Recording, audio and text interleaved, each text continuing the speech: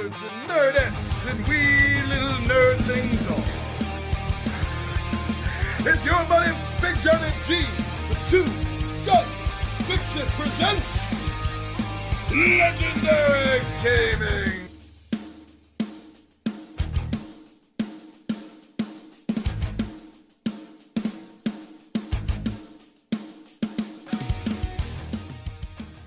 And just like that, my friends, we have another Midday Monologue Monday. Feels like it's, almost been a week since the last one. Don't worry, I'm always here for you. There's always going to be a Midday Monologue Monday. Remember, I got videos months ahead that I already filmed, edited, dropped, and just ready for their release date. So keep coming back, because every day you're going to find a video, and maybe one of them you'll like. Now, usually on Mondays, I like to talk about things that have to do with board games. And yeah, I still do. But because of the month that we're in, you know, all these horror things going on, it really makes me think, wonder, that is, does something cross the line with you?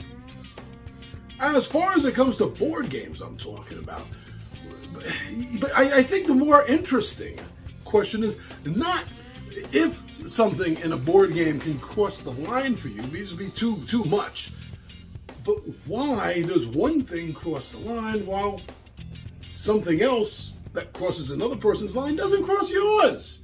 I find that really interesting. So we're going to go down to the table and talk about games that, depending on one's opinion, may or may not cross the bloody line.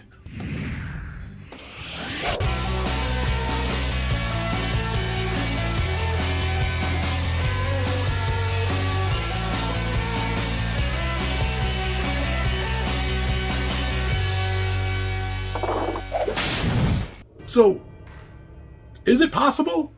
Has a board game ever offended you? Have you ever thought that a board game maybe has gone too far? That it's crossed the bloody line as far as you're concerned? I've come close. I've come really close. So I'm not sure where I stand on this fence, since I literally now own a game that I believe it was this time last year I was talking about. I found a little ludicrous to have. And that's because it came to me as a gift. So now let's start off easy. There are games out there, and this wasn't popular until really a few years ago, and I've seen a small explosion of this, and I'm really happy about it. But there's a small contingency of board games out there where you get to play the bad guy. Whether it's Star Wars or Marvel or Disney Villainous, or maybe it's the Batman Talisman game where you're playing the bad guys trying to escape from Arkham. There are a series of games that have come out that have become quite popular where you do get to play the other side.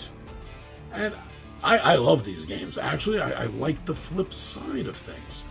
And I haven't heard of anyone complaining about this, but I'm sure there's got to be someone out there that is trying to stop the, evil onslaught of brainwashing the youth of America by letting them play Darth Vader and do bad acts. I'm sure there's got to be someone out there. I've never met them, but it's a possibility.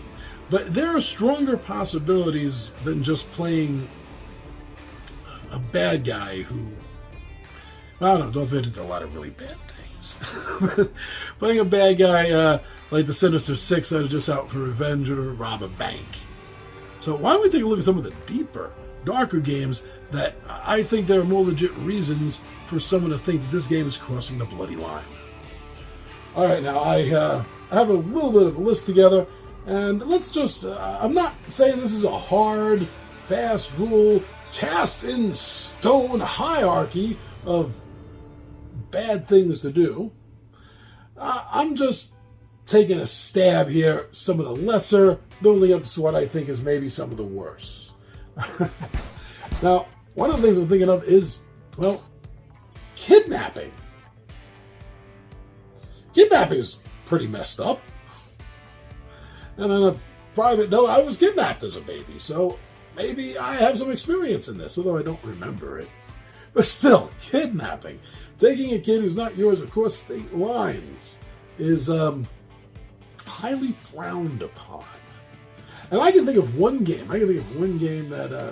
That is about kidnapping. In fact, takes it a little further, actually, than just beyond state lines.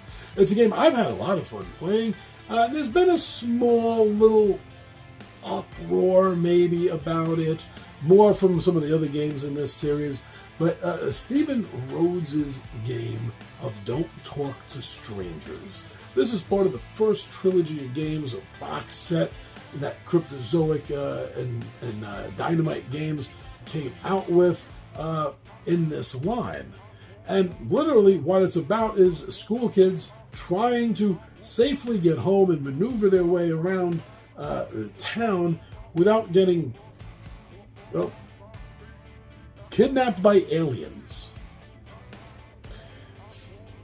No matter what your stance is on whether aliens are real or not, the kidnapper, I don't think, should be a detraction from the fact that this is still a game about kidnapping.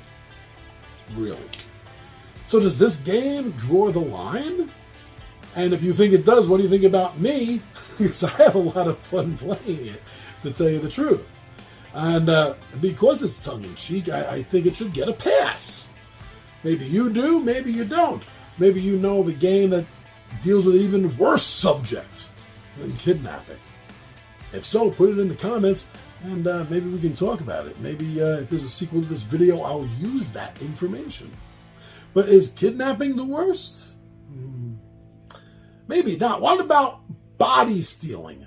What about defiling graves and robbing from those graves? Does that cross the line with anyone at all? Because that's exactly what Let's Dig Up Treasure, another one of the Stephen Rhodes trilogy games, is all about. And maybe this is even worse because it's about kids. It's about children going around graveyards digging up your relatives just to steal from them. I mean, it sounds kind of fun to me. I haven't played the game yet. I'd like to play the game. But still, it's about grave robbing. It's children grave robbing. So I don't know. Where do you stand on that? And where do you stand on that compared to kidnapping, his other game? Well, you know what? To hell with it. Let's just talk about his third game in the trilogy right now, too. Let's Summon Demons. This, I think, has gotten the most flack out of all the games in his series, which I think comes from a religious point of view, and I'm really not feeling all that. I'm not feeling safe talking about that subject. That has anything to do with YouTube. I don't really care about them or their parameters. I just care about you. You all watching this, and I'm not necessarily here to insult anyone. But I think I can say this without insult, and that's faith. Faith. If you want to talk about demons, if you want to believe in demons, then that is your personal faith system to do so. And that's what it comes down to, I think, is this is a game that offends more people than the others in his trilogy, and it's really just faith-based. We have no proof that demons are real whatsoever, but yet we do have proof that kidnapping is real, and grave digging is real. So, where's the line, and why is it where it is there? But even these aren't the worst things possible. What about serial killers? How do you feel about them? No, I'm not talking about the games that glorify people like, Freddy Krueger. Wow, I used to have a really great Nightmare on Elm Street game years ago I miss. But no, not talking about fictitious serial killers like Freddy Krueger. I mean a game that is completely based on the fact that a real-life serial killer was doing horrible things to people for a long time. I'm talking about H.H. Holmes. They have a board game, H.H. Holmes Murder Castle. And this is a true story. This guy was like a movie villain. He had secret passages. He had dump chutes that would slide you from. He ran a bed and breakfast, basically is what we call it today. He ran a little motel room, and he had things that would, slide you down into a vat down in his secret basement. He would knock people out while they were sleeping and drag them through the secret corridors down into his dungeon. He would do experiments on these individuals. It was horrific. And it was real. It really happened. I think he's considered the first serial killer in America.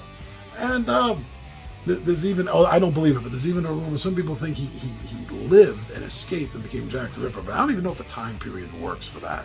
But that's the level this guy is at. And there are also Jack the Ripper board games. But like Letters to Whitechapel, you're not playing really, you're not doing the murders. It's transporting you through trying to find, Jack the Ripper. But the H.H. Holmes Murder Castle is celebrating, in a sense, what this guy did. Yeah, he may have had the most ingenious murder castle house ever built. But, no, really, does this draw the line, cross the line for anyone? Because it's a pretty popular game, at least when it first came out. So I don't know. But if serial killing doesn't draw the line, I wonder if cannibalism does. Yeah. Because one of the games I was talking about last year, actually so was the H.H. Holmes game, which I don't have. But this one I did get. I got this as a Christmas gift last year. And that's the Donner Dinner Party. Now, this is a hidden traitor style game where someone in the party wants to eat you and everyone else to survive. Because if you know the story of the Donner Party and stuck in the past at wintertime, they were all dead. They were all dead essentially right there unless they ate, something. And the only something to eat, the only thing that was edible that's around is you and me. We're edible, you know that, right? So does that cross the line? That was a board game that was fairly popular when it first hit the market a couple of years ago. I didn't really see any detractions about the game. How dare someone publish a game about cannibalism, especially about such a true and tragic point in American history? I didn't see a lot of that. So those are the games that I know of, I'm aware of. I own most of them, actually, to tell you the truth, but not all of them. And some of them cross the line with some individuals, and some of them don't cross the line with other individuals, even me included. Some of them cross the line and some of them don't. And I think the most interesting question about this is why? Why do one of these games cross the line for you and another one doesn't? That's where the real story lies.